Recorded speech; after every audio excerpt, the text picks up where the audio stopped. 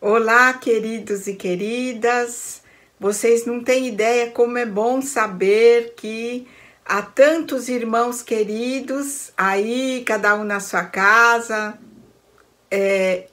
para termos juntos essa aula de escola dominical.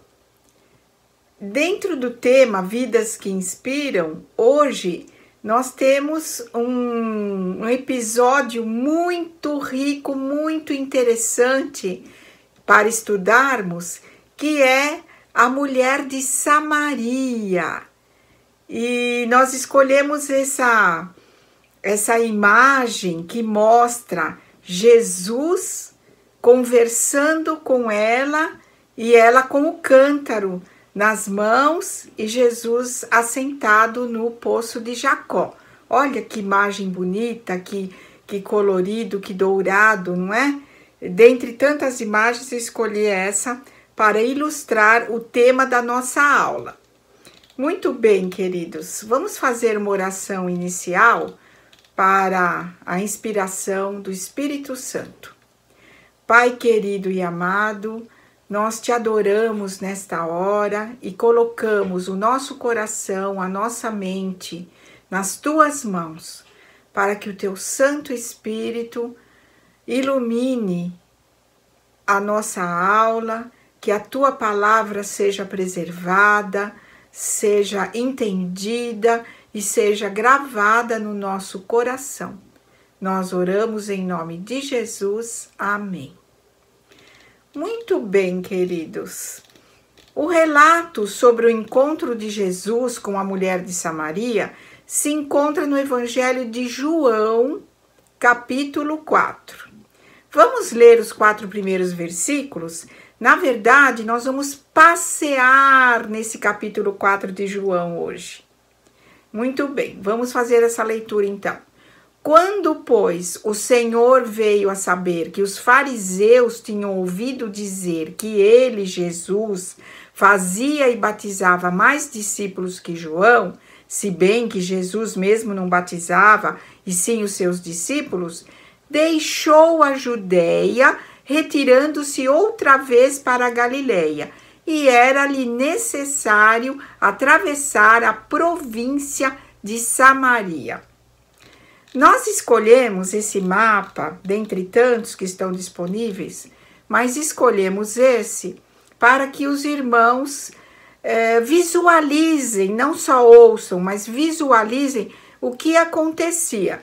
Então, Jesus estava na Judéia, que é esse distrito em amarelo, que está aí abaixo do mapa, e ele pretendia ir para a Galileia. Para isso, ele tinha que atravessar essa província central laranja, que era Samaria. Muito bem. Jesus sabia que o povo ouvia os fariseus, o povo obedecia aos fariseus. E esta notícia colocava sua vida em risco. Mas também Jesus sabia que não era a hora ainda dele morrer.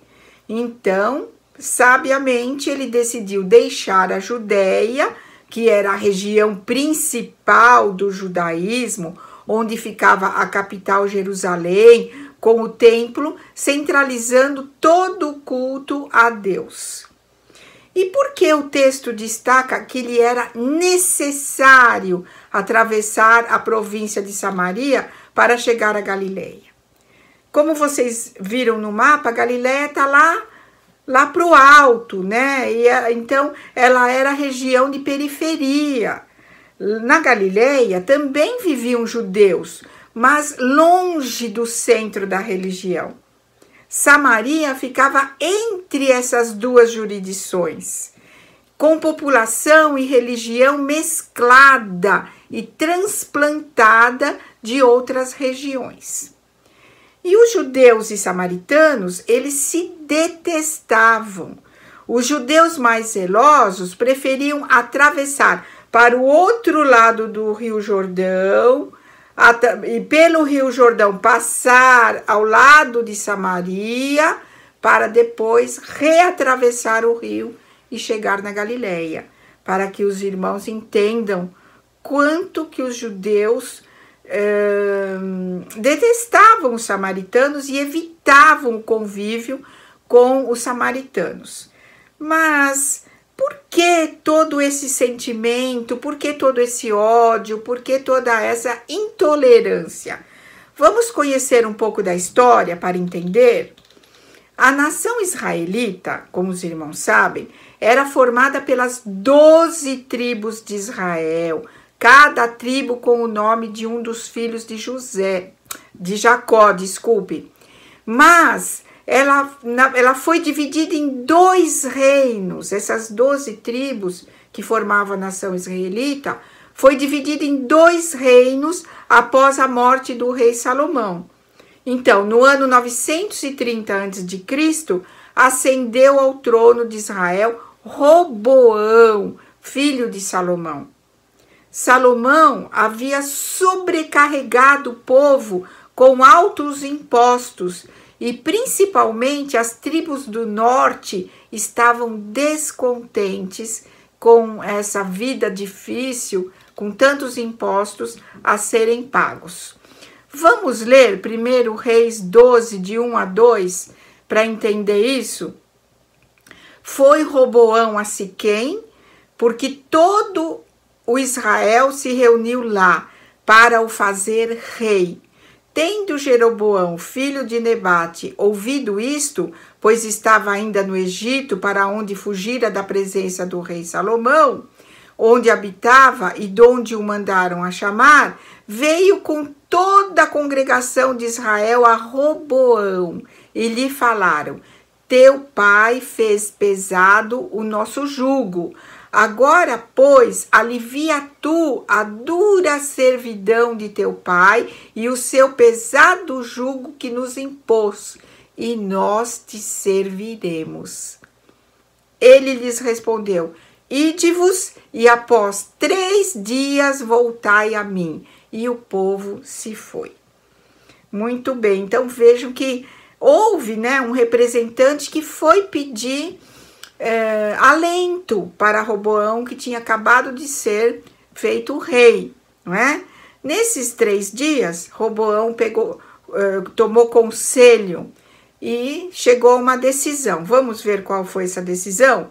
Mesmo capítulo 12 de 1 Reis, mas agora versículos 12 a 14. Veio, pois, Jeroboão a todo o povo ao 3º dia, a Roboão, como o rei lhes ordenara, dizendo: voltai a mim ao 3º dia. Dura resposta deu o rei ao povo, porque desprezara o conselho que os anciãos lhe haviam dado, e lhe falou segundo o conselho dos jovens, dizendo: meu pai fez pesado o vosso jugo, porém eu ainda o agravarei. Meu pai vos castigou com açoites, eu, porém, vos castigarei com escorpiões. Então, Roboão foi cruel com esse pedido, negou o pedido desse pessoal todo do norte, não é? Assim, as 10 tribos do norte se rebelaram e fizeram do seu líder Jeroboão o seu rei, iniciando o reino do norte, chamado Reino de Israel. Inicialmente, a capital desse reino foi Tirza, mas depois Samaria. O reino do sul, constituído pelas tribos de Judá e Benjamim, continuou com Jerusalém como capital política e religiosa, conforme o rei Davi havia estabelecido.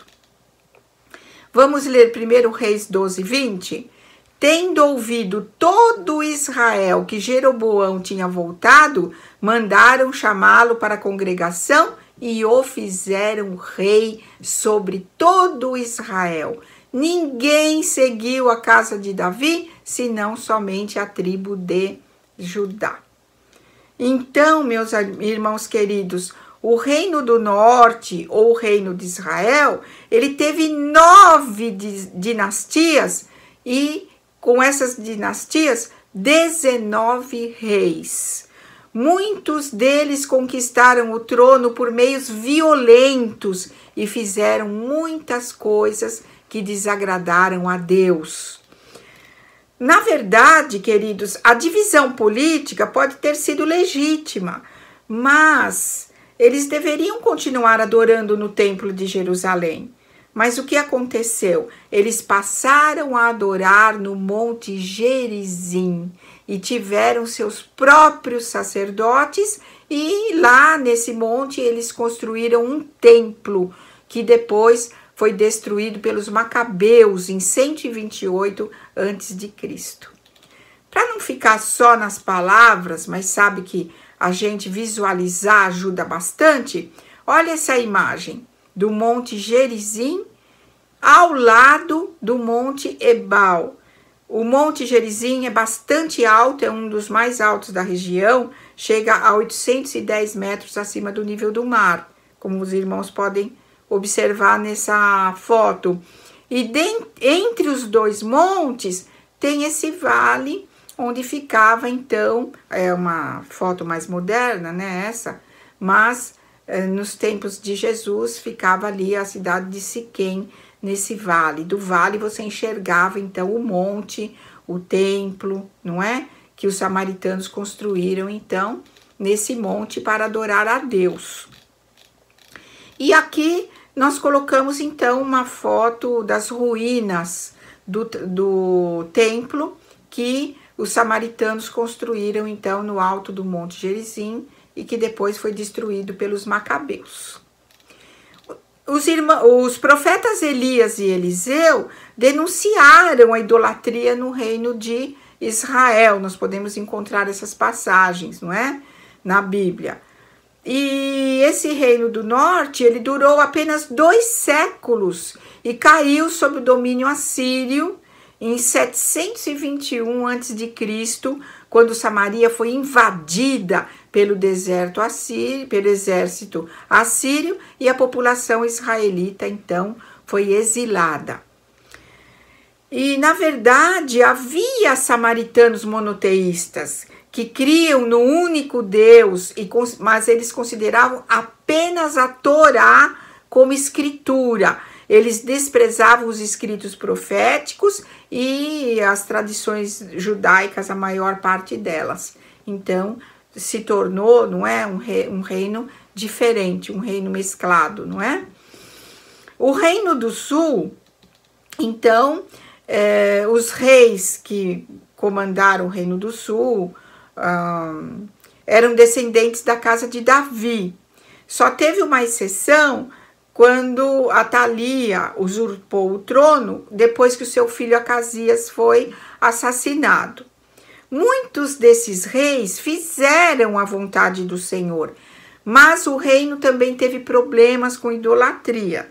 E os profetas Joel, Isaías, Miqueias, Sofonias, Jeremias e Abacuque profetizaram em relação ao Reino do Sul.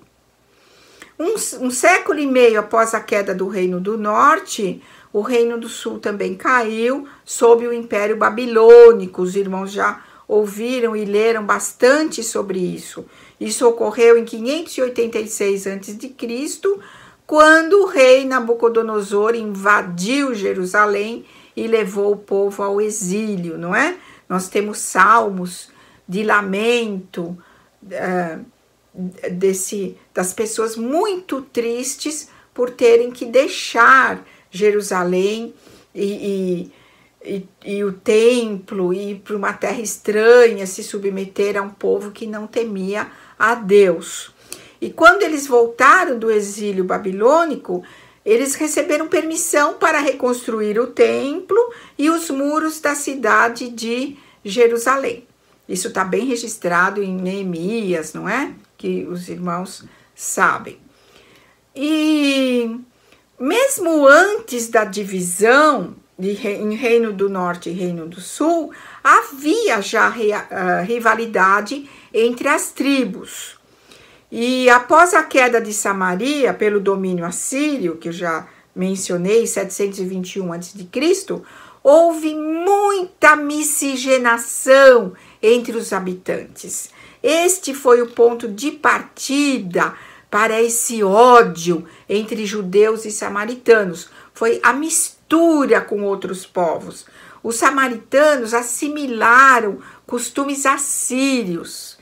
Eles misturaram o monoteísmo hebreu com o politeísmo dos povos pagãos. Nós vamos ler 2 Reis 17, 24 a 33, para os irmãos ouvirem e assimilarem bem essa miscigenação que ocorreu.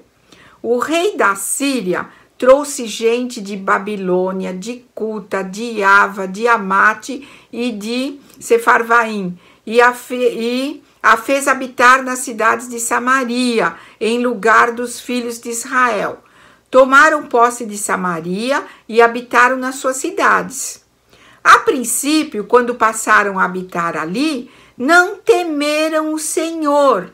Então, mandou o Senhor para o meio deles leões, os quais mataram a alguns do povo. Pelo que se disse ao rei da Síria: as gentes que transportaste e fizeste habitar nas cidades de Samaria não sabem a maneira de servir o Deus da terra.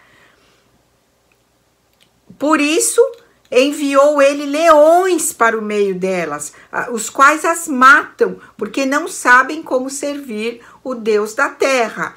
Então, o rei da Síria mandou dizer: levai para lá um dos sacerdotes que de lá trouxestes, que ele vá e lá habite e lhes ensine a maneira de servir o Deus da terra. Foi, pois, um dos sacerdotes que haviam levado de Samaria e habitou em Betel, e lhes ensinava como deviam temer o Senhor. Porém, cada nação fez ainda os seus próprios deuses nas cidades em que habitava, e os puseram nos santuários dos altos que os samaritanos tinham feito. Os de Babilônia fizeram Sucote e Benote. Os de Cuta fizeram Nergal. Os de Amate fizeram Azima. Os aveus fizeram Nibás e Tartaque. E os sefarvitas queimavam seus filhos, a Adrameleque e a Anameleque, deuses de Sefarvaim. Mas temiam também ao Senhor. Dentre os do povo constituíram sacerdotes dos lugares altos, os quais oficiavam a favor deles nos santuários dos altos, de maneira que temiam o Senhor e, ao mesmo tempo, serviam aos seus próprios deuses, segundo o costume das nações, dentre as quais tinham sido transportados.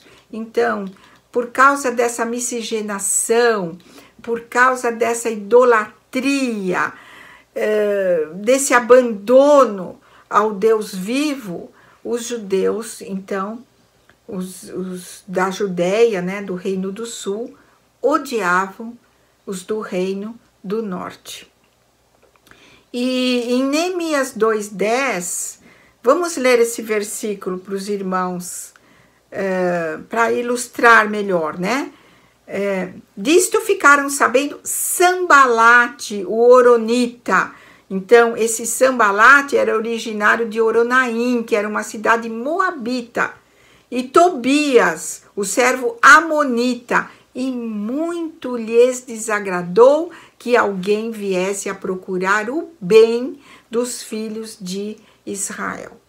Então, quando Neemias veio para a reconstrução dos muros e do templo de Jerusalém, Sambalate e Tobias, eles não ficaram felizes, porque eles não queriam o bem dos filhos de Israel.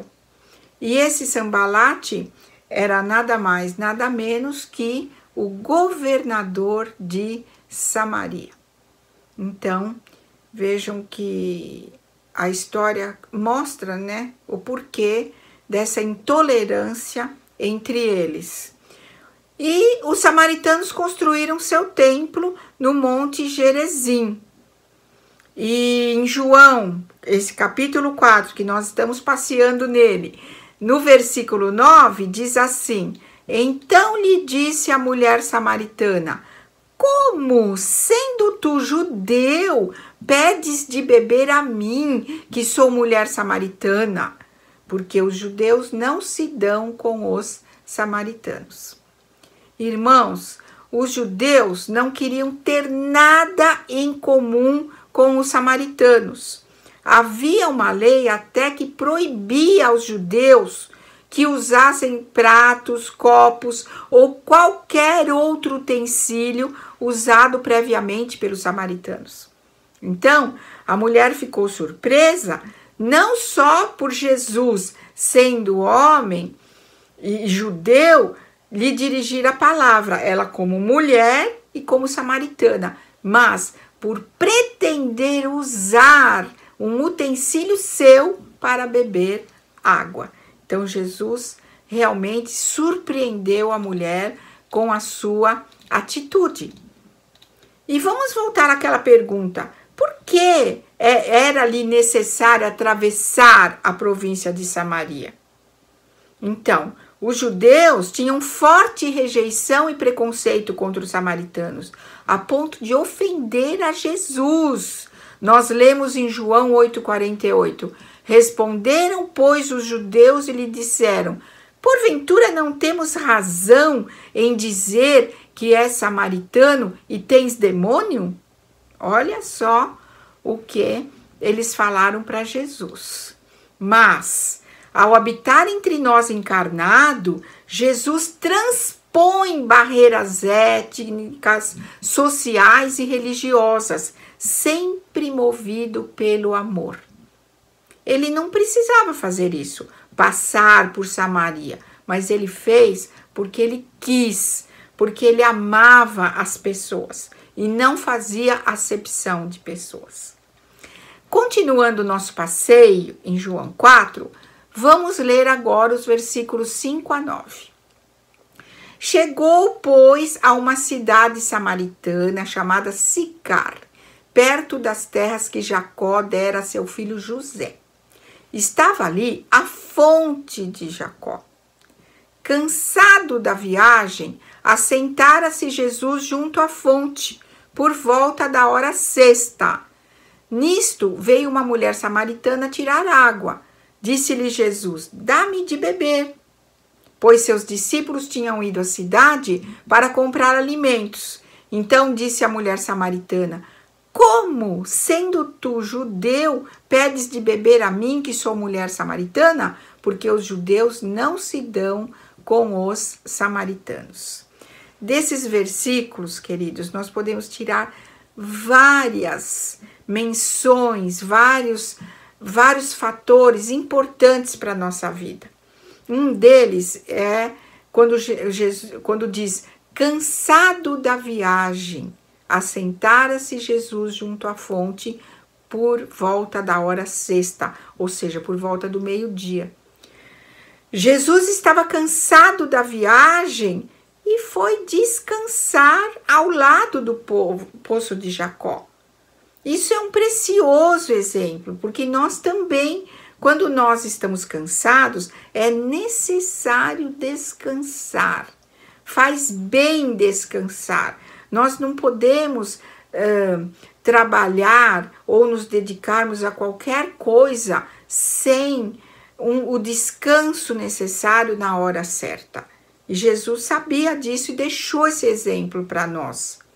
Outra coisa, quando Jesus pede, dá-me de beber, Jesus apresenta a sua necessidade humana. Ele estava com sede e pediu para aquela mulher água física, água comum para beber. E uma terceira lição, não é? É que não era bom. Olha quando ela fala: como tu, sendo judeu, pedes de beber a mim, que sou mulher samaritana. Então, não era de bom tom um homem falar com uma mulher estranha. Quanto mais um homem, sendo judeu, falar com uma mulher samaritana. se nós lermos lá no finzinho, o versículo 27 do capítulo 4, olha o que os discípulos sentiram.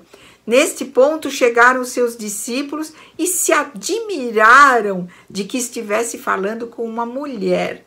Todavia, nenhum lhe disse: que perguntas ou por que falas com ela? Continuando o nosso passeio, vamos ler o versículo 10. Replicou-lhe Jesus: se conheceras o dom de Deus, e quem é que te pede, dá-me de beber, tu lhe pedirias e ele te daria água viva. Nesse ponto, Jesus, o Filho de Deus, o Messias, o Cristo, ele passa para um outro plano, da sede física para a sede existencial. E ele próprio se oferece como água viva, ou seja, a possibilidade da vida eterna para aquela mulher a partir daquele momento, se ela aceitasse essa água viva. Vamos continuar nosso passeio, versículos 11 e 12. Respondeu-lhe ela: Senhor, tu não tens com que atirar, e o poço é fundo. Onde, pois, tens a água viva? És tu, porventura, maior do que Jacó, o nosso pai, que nos deu o poço, do qual ele mesmo bebeu, e bem assim seus filhos e seu gado? Então, a mulher intui que ali pode estar alguém maior que o pai Jacó. Como nós dissemos, muitos samaritanos seguiam a Torá. E, na verdade, ela perguntou se havia alguém maior que a tradição representada por Jacó. E Jesus, então, conduz a conversa de modo que a mulher revele suas reais aflições, a sua busca espiritual. Porque a necessidade dela não era saber se essas coisas que ela perguntou, mas sim ela tinha uma busca interna, uma busca espiritual, e Jesus sabia disso. Vamos continuar nosso passeio, agora versículos 15 a 18. Disse-lhe a mulher: Senhor, dá-me dessa água para que eu não mais tenha sede, nem precise vir aqui buscá-la. Disse-lhe Jesus: vai, chama teu marido e vem cá. Ao que lhe respondeu a mulher: não tenho marido. Replicou-lhe Jesus: bem disseste, não tenho marido, porque 5 maridos já tiveste, e esse que agora tens não é teu marido. Isto disseste com verdade. Então, a mulher confessou para Jesus o gasto excessivo de energia com os sucessivos maridos, a sua frustração nas tentativas de saciar suas necessidades afetivas. E hoje, irmãos, também ocorre uma neurose de afeto. Por isso, assistimos a inúmeras trocas de maridos na busca de que algum sacie sua sede, sua necessidade espiritual. Mas o casamento, instituído por Deus e bem descrito no Novo Testamento, pressupõe serviço mútuo de ajustamento, de satisfação. E Jesus elogiou o esforço da mulher em dizer a verdade. E isso também é um exemplo para nós, sempre dizer a verdade. Jesus terminou dizendo: isto disseste com verdade. Nós, quando conversamos com Jesus, devemos expor a nossa ansiedade, os nossos temores, o que nos magoa. Tudo Jesus quer ouvir. Continuando nosso passeio, vamos ler os versículos 19 e 20. Senhor, disse-lhe a mulher, vejo que tu és profeta. Nossos pais adoravam nesse monte. Vós, entretanto, dizeis que em Jerusalém é o lugar onde se deve adorar. Outra vez, meus queridos, a mulher tenta sair do plano da sede existencial, da cura da alma, para explicações racionais, para o que é certo e é errado. Então ela vai perguntar: qual é o verdadeiro lugar de adoração? Como ela já havia perguntado: você é maior que Jacó? Quem é você? Mas Jesus chama a mulher de volta ao essencial, mostrando que locais e ritos não são importantes, e sim conhecer a Deus com todo o ser, não simplesmente via intelecto, via racional. Deve-se partir, para se tratar com Jesus, do centro do nosso ser, da nossa alma, não é? Então, quando nós lemos os versículos 21 a 23, continuando o nosso passeio, disse-lhe Jesus: mulher, podes crer-me que a hora vem quando nem neste monte, nem em Jerusalém adorareis o Pai. Vós adorais o que não conheceis. Nós adoramos o que conhecemos, porque a salvação vem dos judeus.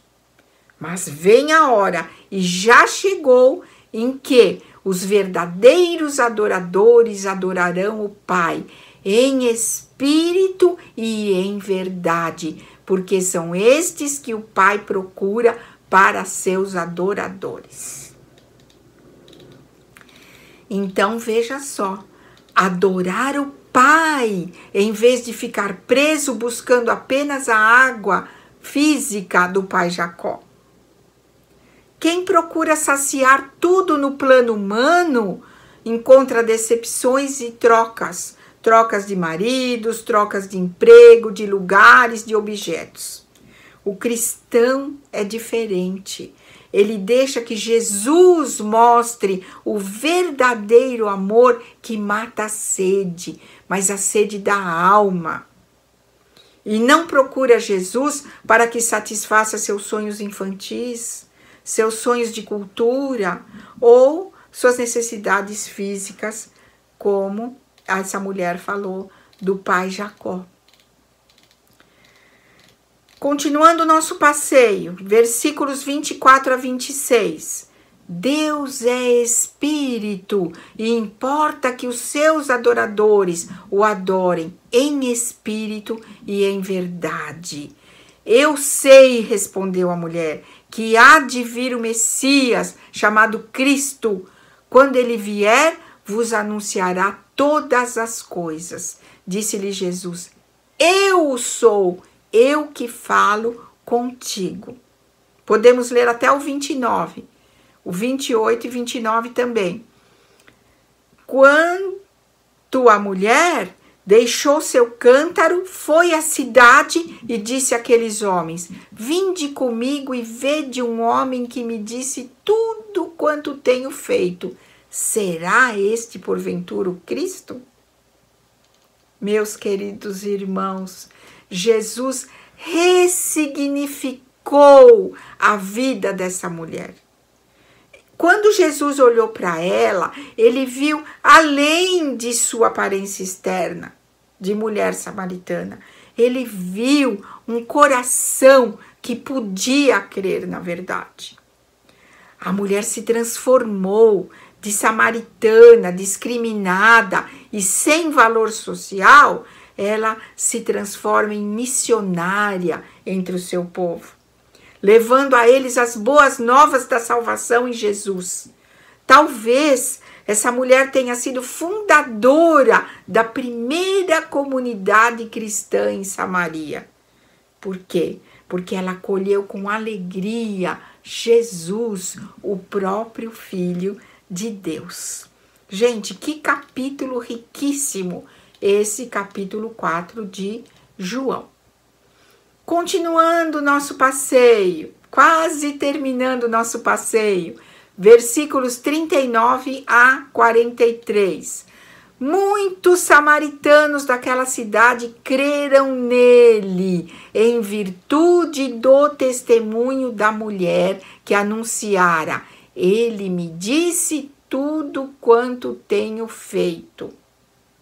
Vindo, pois, os samaritanos ter com Jesus, pediam-lhe que permanecesse com eles, e ficou ali 2 dias. Muitos outros creram nele por causa da sua palavra e diziam à mulher: já agora não é pelo que disseste que nós cremos, mas porque nós mesmos temos ouvido e sabemos que este é verdadeiramente o Salvador do mundo. Passado 2 dias, partiu dali para a Galileia. Então, queridos, o conhecimento vem por aquilo que se ouve alguém dizer sobre Jesus, sobre a sua fama, ou algum milagre, ou passagem bíblica. Mas, a seguir, vem o contato direto, pessoal e individual com Jesus. E é o próprio Jesus que desenvolve na pessoa a fé. Vamos lembrar novamente Hebreus 12:2. Olhando firmemente para o autor e consumador da fé, Jesus, o qual, em troca da alegria que lhe estava proposta, suportou a cruz, não fazendo caso da ignomínia, e está sentado à destra do trono de Deus. Meus queridos, o Evangelho de João é diferente dos outros 3 evangelhos. Ele focaliza as mudanças principais que Jesus trouxe para o reino de Deus. Ele identifica Jesus como aquele que concede a vida eterna. E o Jesus que trouxe salvação também para os samaritanos. Os judeus, ao viajarem da Judéia para a Galileia, preferiam atravessar o Jordão 2 vezes do que passar por Samaria. Mas Jesus não agiu assim. Jesus atravessou Samaria. E quando Jesus disse, no versículo 24 desse capítulo 4, Deus é Espírito e importa que os seus adoradores o adorem em espírito e em verdade, ele quis dizer, adorem efetivamente. Os templos, tanto de Jerusalém como do Monte Gerizim, eram lugares terrenos de adoração. Eram uma cópia da realidade do céu e do culto celestial. Jesus reunificou o povo com Deus, reunificou os céus com a terra. E a adoração não está limitada a um lugar terreno. A adoração se dirige ao céu e é oferecida na plenitude do Espírito Santo. Meus queridos, nós fizemos um passeio rápido pelo capítulo 4 do Evangelho de João. E nós desejamos de coração que esse passeio, com as verdades, com os tesouros que estão nesse capítulo 4, sejam relembrados pelo nosso coração, pela nossa mente, sempre, e que nós tenhamos necessidade cada vez mais de estudar a palavra de Deus. Nós vamos agora fazer uma oração de encerramento e agradecendo a Deus por esses momentos que passamos juntos. Senhor Jesus, nosso Deus, nosso Pai, nosso querido Pai Celeste, nós te adoramos nesse momento, te agradecemos pela tua palavra perfeita que chega no nosso coração e nos consola e nos restabelece, nos fortifica para vivermos a vida cristã maravilhosa de saciar dia a dia a nossa sede espiritual. Muito obrigada, Senhor.